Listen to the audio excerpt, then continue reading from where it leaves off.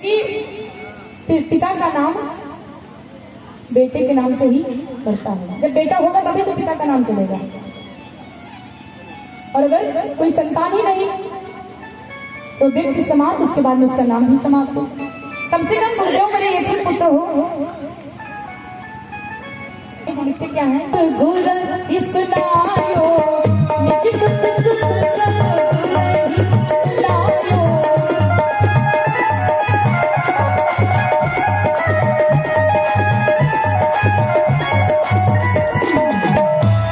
निज दुख सुख सब गुरहि सुनायो, निज दुख सुख सब गुरहि सुनायो।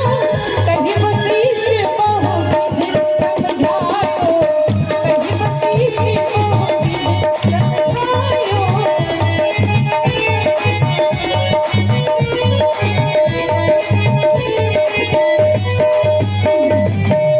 निज दुख सुख सब गुरहि सुनायो, कहि वशिष्ठ बहुविध समझायो।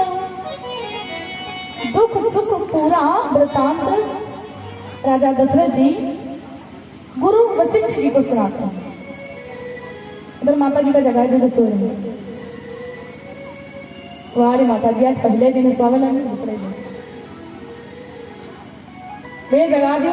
इनके सोने पर कोई दिक्कत नहीं, लेकिन जी के ऊपर या 5 किलो की खपड़ी पटक गए ना, कल से कथा सुनवाई एक दोनों करें। और 2 आदमी जीवन में कभी साथ नहीं बोला था। एक नींद से सोए वाले और दूसरा साइकिल से गिरे वाले। चाहिए जितना नींद में सोवा था, जो भैया का सोए होगा यहाँ तनी झटका हिला कर रहे, और साइकिल से गिर पड़े हुए हैं, चाहिए पैर टूट गया हुआ है, तो भैया चटाने तो नहीं गए, यहाँ तनी गर्दा झड़ी रहे। तो 2 आदमी अब वो जीवन में सांच नहीं बोला। बोली सच्ची दरबार की, बोली दुर्गा माता की। आइए 2 मिनट प्रभु का संकीर्तन बोलेंगे। ज्योति से ज्योति जलाते चलो। सभी भक्त 2 मिनट के लिए मीठी मीठी ताली बजाएंगे भजन में। ज्योति से ज्योति जलाते चलो, प्रेम की गंगा बहाते चलो, बहाते चलो।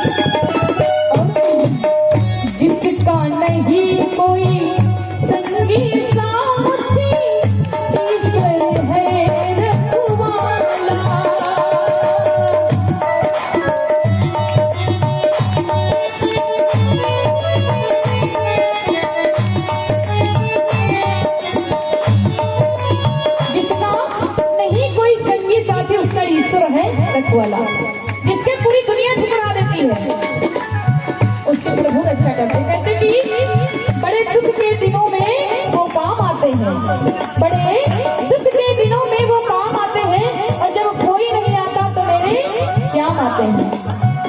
जिसका नहीं कोई संगी साथी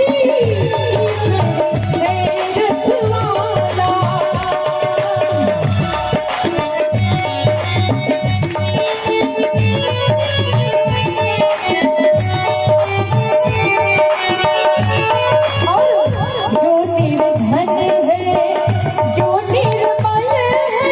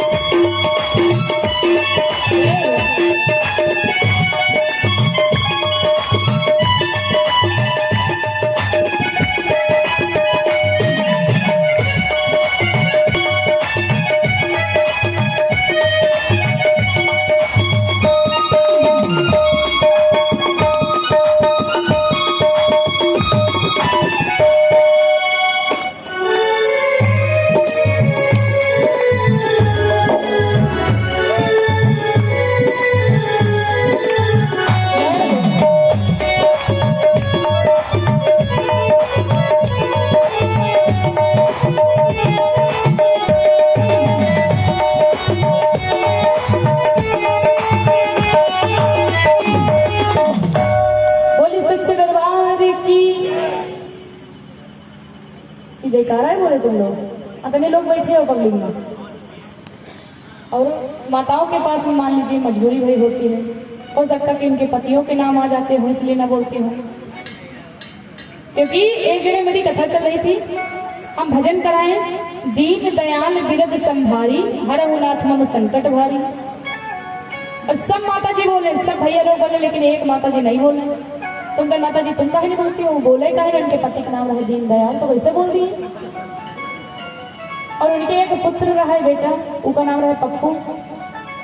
तो कहीं बिटिया अब की बार वाला अब की बोल गए, तो हम फिर बोले दीन दयाल बिरद संभारी हरहु नाथ मम संकट भारी। तो माता जी कहे बिटिया पप्पू के पापा बिरद संभारी हरहु नाथ मम संकट भारी।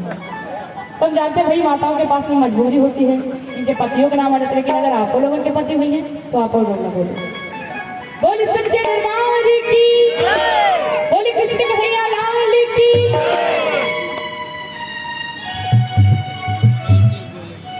दशरथ जी निज दुख सुख सब गुरहि सुनायो, कही वशिष्ठ बहुविध समझायो। चक्रवर्ती जी जाकर के गुरुदेव को दुख सुख पूरा वृतांत बताते हैं।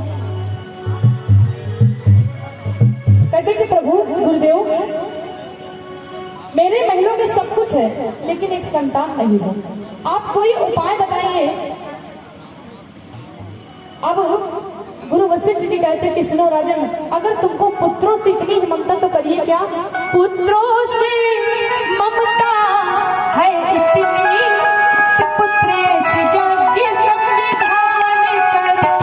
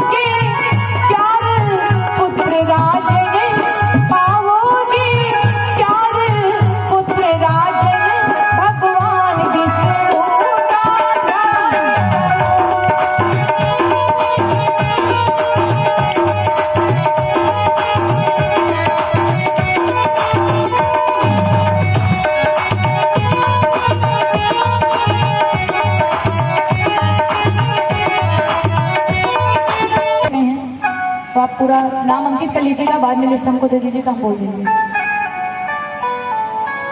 बोली सच्चे दरबार की, बोली श्री रामचंद्र भगवान की। दशरथ जी से गुरु वशिष्ठ जी कहते कि सुनो राजन, अगर पुत्रों से इतनी ही ममता है, एक भैया थोड़ी देर पहले 101 मुद्राएं धर गए थे, तो नाम पूछ लीजिए आप। अगर आपको पुत्रों से इतनी ही ममता है तो पुत्रेष्ठ यज्ञ का अपने घर में संविधान करिए।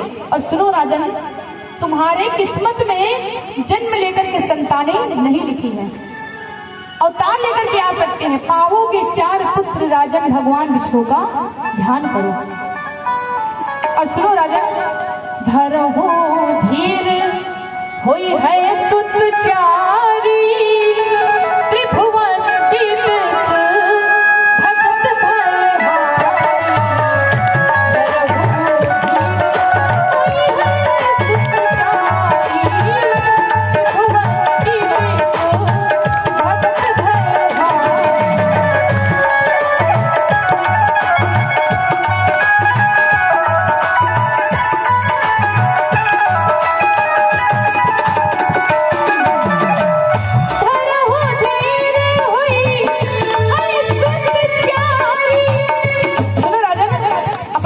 भक्त और तुम्हारे महलों में एक पुत्र नहीं 4-4 पुत्र होंगे।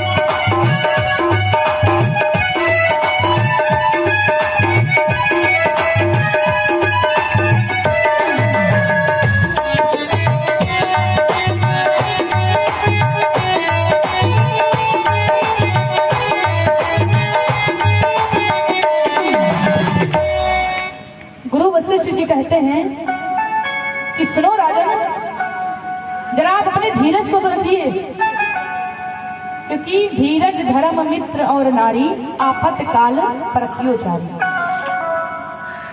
जब आपकी आफत की घड़ी हो तो उस समय आप धीरज रखिए और परखिए किसको? मित्र और नारी को, कि नारी मेरा साथ दे रही कि नहीं दे रही है, मेरा मित्र मेरा साथ दे रहा है कि नहीं दे रहा है। और अगर आपका सच्चा मित्र है ना, चाहे सच्चा गुरु हो और चाहे सच्चा मित्र हो, तो सच्चे मित्र के साथ में कभी कपट और चोरी नहीं करना चाहिए। गुरु से कपट, मित्र से चोरी, या तो निर्धन या तो कोढ़ी। कहते कि सच्चे गुरु से कभी कपट नहीं करना चाहिए और सच्चे मित्र से कभी चोरी नहीं करना चाहिए। अगर आप सच्चे गुरु से कपट कर रहे हो, सच्चे मित्र से चोरी कर रहे हो, तो या तो निर्धन हो जाओगे या तो कोढ़ी हो जाओगे। सुदामा जी ने क्या किया था? अपने मित्र से चोरी ही किया था, तो निर्धन हो गए थे। गुरुदेव कहते हैं कि सुनो, धर्म धीर हुई है सतचारी, त्रिभुवन विदित भगत रहे हैं। हे राजन, आप अपने धीरज को रखिए और सुनो, यज्ञ किसके द्वारा तुमको करवाना है? पुत्रेष्ठ यज्ञ के विशेषण में श्रृंगी ऋषि को बुलवाना है, वो मान्य तुम्हारे होते हैं, उनको आचार्य बनाना है। श्रृंगी ऋषि के द्वारा आप यज्ञ को संपूर्ण करवाइए। श्रृंगी ऋषि वशिष्ठ बुलावा, पुत्रिकाएं शुभ यज्ञ करावा। श्रृंगी ऋषि को राजा दशरथ जी बुलाते हैं और इधर जब यज्ञ संपूर्ण हुई तो उसी यज्ञ से अग्नि देवता अपने हाथ में खीर का प्रसाद लेकर के प्रकट होते हैं। पूर्ण होने का जब दिन आया, इसने आशीर्वाद दिया, वो अग्निदेव ने स्वयं प्रकट निज हाथों से खीर प्रसाद दिया। देखिए, चारों पुत्रों का प्रागट्य खीर के प्रसाद से हुआ था। जब यज्ञ संपूर्ण हुई तो यज्ञ संपूर्ण होने के बाद में अग्नि देवता अपने हाथ में खीर का प्रसाद लेकर के प्रकट होते हैं। बोली श्री रामचंद्र भगवान की, बोली जानकी मैया की। राजा दशरथ जी का जब यज्ञ संपूर्ण हो गया, उसके बाद में अग्नि देवता अपने हाथ में खीर का प्रसाद लेकर के प्रकट होते हैं और कहते कि सुनो राजन, ये खीर का प्रसाद जाकर के आप तीनों रानियों को खिला देना, जिससे तुम्हारे घर में पुत्रों का प्रागट्य होगा। ध्यान से सुनिएगा, कहते कि जो हनुमान जी हैं वो राम जी के भाई बताए गए हैं। कहीं कहीं पर भाव मिलता है कि हनुमान जी राम जी के भाई बताए गए हैं, तो हनुमान जी राम जी के भाई कैसे हुए, अभी आगे कथा आएगी, क्यों बताए जाते हैं। इधर अग्नि देवता खीर का प्रसाद लेकर के प्रकट होते हैं और चक्रवर्ती जी को देते, कहते कि जाकर के आप तीनों रानियों को इस खीर के प्रसाद को खिला दीजिए। अब जिसके कोई संतान नहीं होगी, अगर उसे पता चल जाए कि मेरे घर में 4 पुत्रों का प्रागट्य होगा, उसकी खुशियों को तो ठिकाना नहीं होगा। चक्रवर्ती जी बड़े प्रसन्न है, कितनी जल्दी अपने घर को जाएं, कितनी जल्दी रानियों को प्रसाद खिलाएं। चल देते हैं खीर को प्रसाद से लेकर के। पूर्ण हो गया यज्ञ जब इस प्रकार